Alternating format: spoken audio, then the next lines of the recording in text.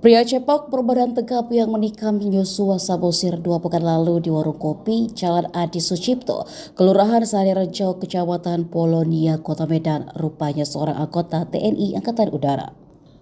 Diklarifikasi kasih Intel Wingko 3 Kopaskat Harda Maruta Mayor Dasril, jika pelaku adalah Pratu AR, seorang anggota pasukan elit Kopaskat. Diungkapkan oleh Dasril, Pratu AR sudah menyerahkan diri. Saat ini pelaku juga sudah ditahan di POM dan sedang diproses hukum. Meski pelaku sudah ditangkap, namun saat ini Dasril masih enggan membeberkan apa motif dibalik pembunuhan yang dilakukan Pratu AR terhadap Yosua Samosir. Dasril menuturkan TNI Angkatan Udara dan kesatuan dari pelaku sudah mendatangi keluarga korban dan telah meminta maaf.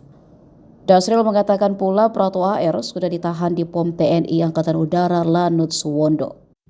Sementara itu, Komandan Pusat Polisi Militer TNI Marsda Agung Handoko membenarkan bahwa ada seorang prajurit TNI Angkatan Udara ditangkap karena diduga terlibat membunuh Yosua Samosir, pemilik warung kopi di Medan.